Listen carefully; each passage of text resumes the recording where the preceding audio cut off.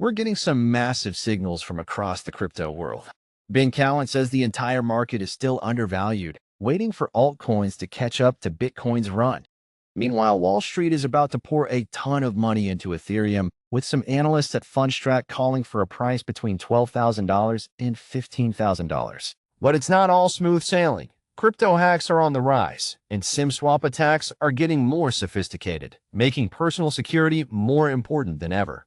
On the bright side, Lark sees old Bitcoin whales selling off their stash as a healthy sign for the market's future. With so much happening, from inflation fears pushing people to Bitcoin to India's retail market going wild, you need to know where the smart money is heading next. In the latest video from the Crypto Tips channel, the host kicks things off by pointing out that a hefty $163 million was lost to crypto hacks in August 2025, which is a 15% jump from July. He uses this to remind everyone about the importance of using hardware wallets. The conversation then shifts to the global economy, noting that major countries like China and the US are printing money like there's no tomorrow. This is seen as a major plus for Bitcoin, positioning it as a strong hedge against inflation. The video challenges official inflation numbers by citing real-world examples, like a simple breakfast for two costing $48 and Zillow data showing that potential home buyers need to earn 80% more than they did in 2020, while incomes have only gone up by 23%. The video's focus on September's historically poor performance for Bitcoin is timely, as the market is indeed showing signs of weakness entering the month. After a 6.5% drop in August, Bitcoin is hovering around the $110,000 mark as of early September. This aligns with the video's historical data, which often sees investors reducing risk at the end of Q3. The mention of massive money printing as a bullish catalyst for Bitcoin also holds weight, especially as recent data shows the annual inflation rate in the US accelerated for a second straight month to 2.7% in June, with expectations for it to hit 2.8% in July. While the video points to a 14% pullback, the price has since stabilized, but institutional sentiment appears cautious, reflected by $751 million in ETF outflows in August. This contrasts with the record number of whale addresses, suggesting that while some institutions are pausing, large holders may be accumulating. The video's optimism for October is a popular narrative in the crypto space, backed by historical data showing an average gain of 23% for October. However, the current market is navigating a complex environment with the Crypto Fear and Greed Index in a state of fear at a reading of 39, which suggests significant investor concern. The market's direction may depend on whether it can hold key support levels, with some analysts pointing to a potential drop to the $100,000 to $103,000 range if current support fails. In the latest video from Lark, the discussion kicks off by framing the recent selling from old Bitcoin whales as a healthy market event. Instead of a sign of panic, it's seen as a redistribution of a limited supply of old coins to new hands, which could actually reduce long-term sell pressure once these whales are done taking profits. On the technical front, Bitcoin is attempting to break out of a downtrend. There's a close watch on a potential bullish MACD crossover happening below the zero line, a pattern that has historically been a strong positive signal. The price has found solid demand around $107,500, bouncing multiple times. However, resistance lies ahead at the 20-day and 50-day EMAs, as well as the $112,000 level. The video's core arguments about whale redistribution and Solana's potential as a catch-up play hold up well against the current market backdrop. The idea that early Bitcoin holders taking profits is bullish is a contrarian but logical take. It transfers Bitcoin from dormant wallets to active market participants, including ETFs. Bitcoin is currently trading around $110,731, having pushed past the $107,500 support mentioned and now contending with the resistance levels discussed.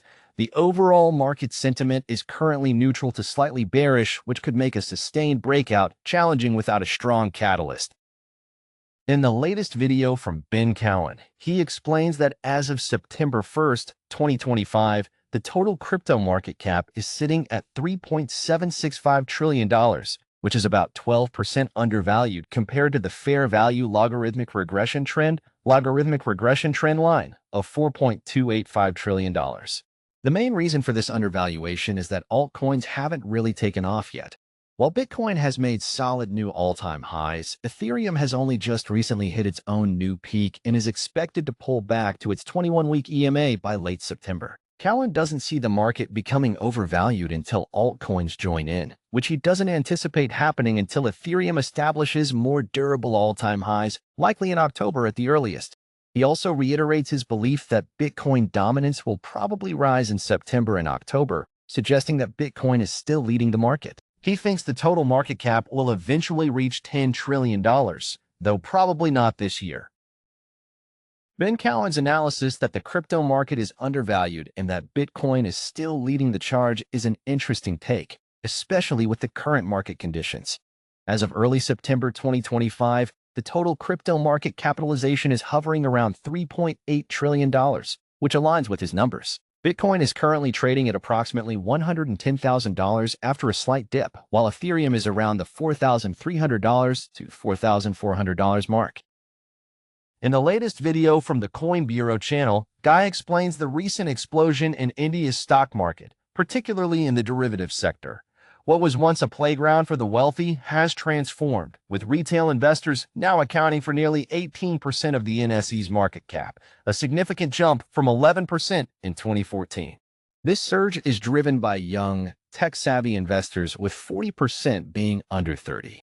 The derivatives market has seen the most dramatic activity, with over $400 traded in derivatives for every dollar in the spot market. This has made India's options market the largest in the world, accounting for 89% of global equity options volume in 2024. The situation described in the video highlights a classic push and pull scenario for Indian investors. On one hand, you have a young, risk-tolerant demographic eager for high returns, which is evident in the booming derivatives market. The Nifty 50 index, after a volatile session, is hovering around the 24,579 mark, showing the market's dynamic nature. The controversy with Jane Street has prompted a regulatory response, with SEBI introducing new intraday position limits for equity derivatives to curb manipulation, which will be effective from October 1st. This shows a move towards greater market stability, but also acknowledges the scale of speculative trading.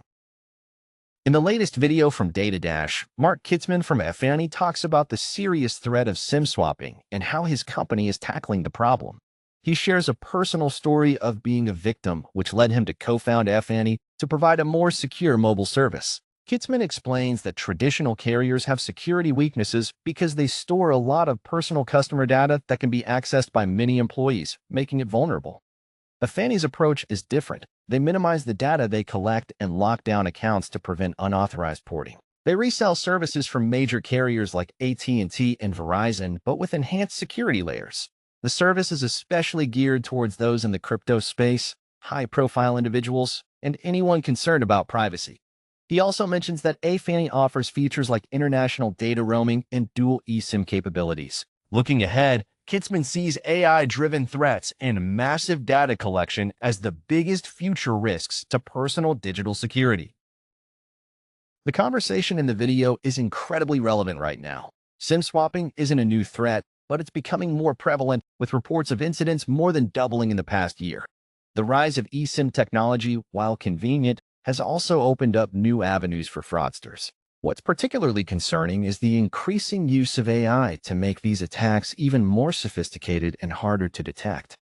We're seeing AI-powered voice phishing attacks on the rise, making it easier for criminals to impersonate individuals and bypass security measures. In the latest video from The Modern Investor, the main topic is the massive amount of attention currently focused on Ethereum. The host discusses predictions from the research firm Fundstrat, whose analysts believe Ether could reach between $12,000 and $15,000 by the end of the year. A primary reason for this outlook is the wave of banks and Wall Street firms planning to launch stablecoins on the Ethereum network. This move is expected to drive a tremendous amount of money into the ecosystem, partly because these institutions are also buying and staking large quantities of ETH to secure their investments and generate passive income. The video also touches on the broader trend of tokenizing real-world assets like property deeds on the blockchain. Ethereum is currently the dominant platform for this, holding about 55% of the market share in a growing $25 billion sector. The host suggests that in the future, owning entire properties will be a sign of wealth, as most people will own fractionalized shares of homes through tokens. He wraps up by reminding viewers that the market is still in its early stages and that the tokenization of all assets is just beginning. The video's focus on institutional adoption of Ethereum as a core driver for its price is very much in line with current market events. The prediction of $12,000 to $15,000 by year's end, while ambitious, is built on a narrative that has gained significant traction. Right now, Ethereum is trading around the $4,300 to $4,400 level, so reaching that target would require a massive surge in the final quarter. The video correctly identifies the tokenization of real-world assets (RWAs) and stablecoin issuance as key catalysts. Recent reports confirm Ethereum's dominance in the RWA space, which has grown to a market cap of over $25 billion.